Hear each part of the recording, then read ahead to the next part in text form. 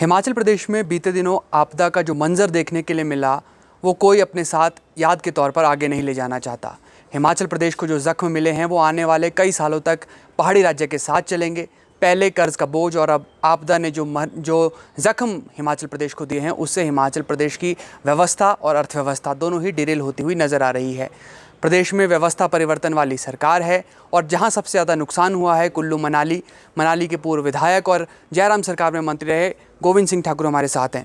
Sir, बहुत ज़्यादा नुकसान हुआ कुल्लू मनाली में और ऐसा अभ्यास का रूप, रौद्र रूप कई पिछली पीढ़ियों ने भी नहीं देखा था। सर, कितना नुकसान हुआ है और सरकार अभी ग्राउंड ज़ीरो पर क्या आपको नज़र आ रही है लोगों की मदद के लिए? नुकसान बहुत ज़्यादा है और अभी नुकसान का आकलन लगाया जा रहा है और जिसमें एक तो ये कहा जा रहा है कि जो नेशनल हाईवे 3 का नुकसान हुआ है वही लगभग 400 से 500 करोड़ के मध्य में है और उसके अतिरिक्त ग्रामीण क्षेत्रों की सड़कों का बहुत अधिक नुकसान है, पीने के पानी योजनाओं का नुकसान हुआ है, बिजली का नुकसान हुआ है और किसान बागबान के बगीचों का नुकसान हुआ है, लोगों के घरों का नुकसान हुआ है, अनेक लोगों का जीवन चला गया है और कुछ लोगों की तो अभी तक डेड बॉडीज मिली हैं, बहुत से लोग मिसिंग है। यानी ऐसी भारी त्रासदी हुई है जो आज तक पहले कभी नहीं हुई और इससे पहले कभी अगर हुआ भी तो लोगों का जीवन नहीं गया, लेकिन इस बार बहुत से लोगों का जीवन भी चला गया जो बहुत दुखद है। और अभी मैं ये कहूँगा कि प्रदेश सरकार को जिस तेज़ गति से काम करना चाहिए वो अभी तक कर नहीं पा रही है और अभी पिछले कल ये कहा है कि लोक निर्माण विभाग के डिवीज़नों को जहां नुकसान हुआ 2-2 करोड़ रुपये उनके द्वारा दिया गया है, लेकिन मेरा ये कहना है कि अभी तो सड़कों का जो ग्रामीण क्षेत्रों में जो नुकसान हुआ है, एक ही सड़क पर 2-2 करोड़ रुपये खर्च होने वाला है, इसलिए अभी तक वो नाकाफ़ी है। इसलिए प्रदेश सरकार को भी चाहिए कि वो दिल खोल करके मदद करे।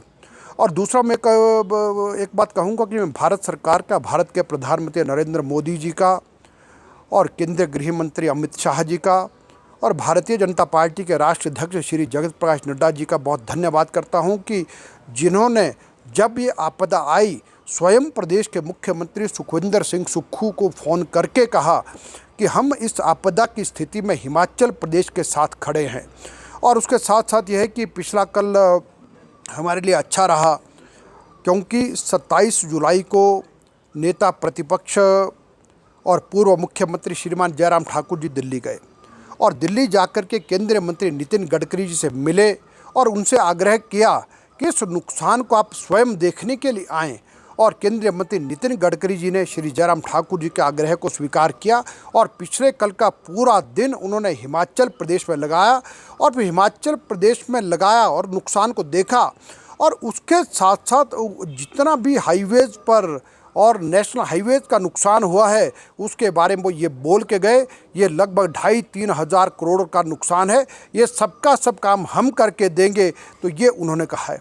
और उसके साथ साथ सेतु भारतम योजना और CRF के अंतर्गत 400 करोड़ रुपए की और घोषणा करके गए और ये कहा कि जल्द से जल्द ये पैसा हिमाचल प्रदेश को मिलेगा ताकि हिमाचल प्रदेश और तेज़ गति से अपने कामों को कर सके।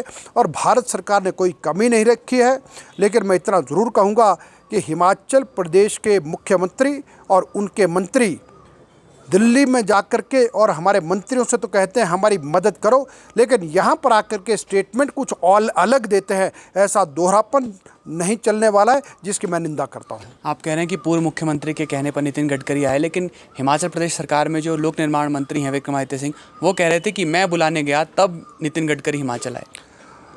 देखिए, कहने के लिए वो कुछ भी कहें, लेकिन वास्तविकता ये है कि दिल्ली में भारतीय जनता पार्टी की सरकार नरेंद्र मोदी जी के नेतृत्व में है और पिछले कल केंद्रीय मंत्री नितिन गडकरी जी ने यह भी कहा है कि श्री जयराम ठाकुर जी मुझे मिले।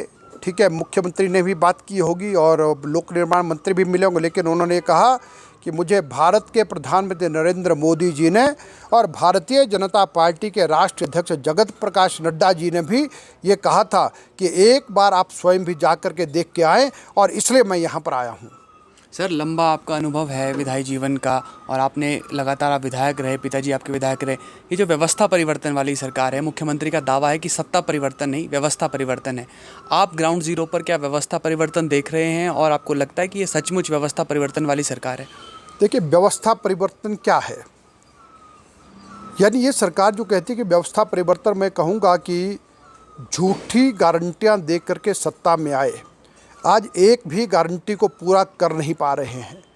आज हिमाचल प्रदेश में इन्होंने वैट बढ़ा करके महंगाई बढ़ाई है और 5 लाख लोगों को रोज़गार देंगे, यानी ये कहा था कि एक साल में 1 लाख लोगों को रोज़गार देंगे, अभी तक एक को भी नहीं दिया है।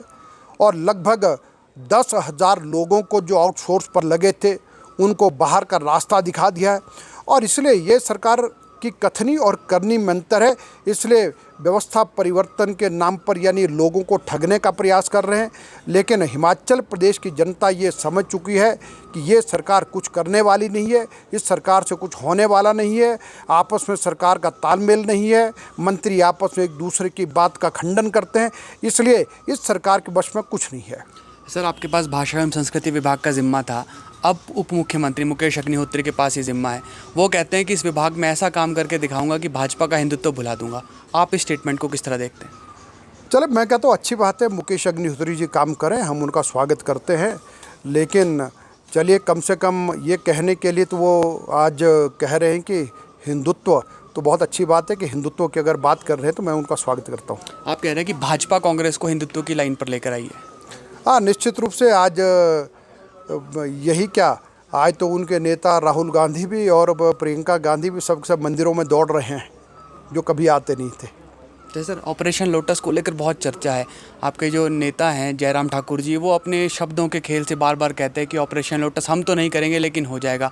कल भाजपा के एक और नेता ने कहा कि कांग्रेस अपने ही कर्मों से डूब जाएगी। ऑपरेशन लोटस को लेकर क्या चर्चा है सर? क्या खिचड़ी पक रही है कुछ भाजपा के अंदर? देखिए, मुझे लगता है कि हमको कुछ करने की आवश्यकता नहीं है, लेकिन ये अपने बोझ तले अपने आप ही डूबेंगे। सर, किसका बोझ है कांग्रेस पर? अरे, सभी देख रहे हैं रोज़ का रोज़, यानी किस प्रकार से सारा असमंजस की स्थिति है, ठीक प्रकार के निर्णय हो नहीं रहे हैं। इसलिए ये आपस के मतभेद, आपस की लड़ाई के कारण ही ये डूबेंगे। अच्छा सर, आपको मंडी संसदीय क्षेत्र का प्रभार सौंपा है और आप किस तरह से देख रहे हैं, क्योंकि 2024 के चुनाव आने वाले हैं, कितना तैयार है प्रधानमंत्री नरेंद्र मोदी के चेहरे के अलावा भाजपा किन मुद्दों को लेकर जनता के बीच जाने वाली है? देखिए, भारत के प्रधानमंत्री नरेंद्र मोदी जी के नेतृत्व में इन 9 वर्षों में देश में आशातीत परिवर्तन हुआ है और आज भारत दुनिया के सर्वोच्च शिखर पर पहुंचा है। और मैं ये कहूँगा कि 2024 के चुनाव में अब भारतीय जनता पार्टी की सरकार नरेंद्र मोदी जी के नेतृत्व में फिर से बनेगी और जो हिमाचल प्रदेश की 4 सीटें भी जीतेंगे और मंडी लोकसभा सीट भी इस बार भारतीय जनता पार्टी की झोली में जीत करके देंगे। सर, उपचुनाव में गड़बड़ा गया था मामला।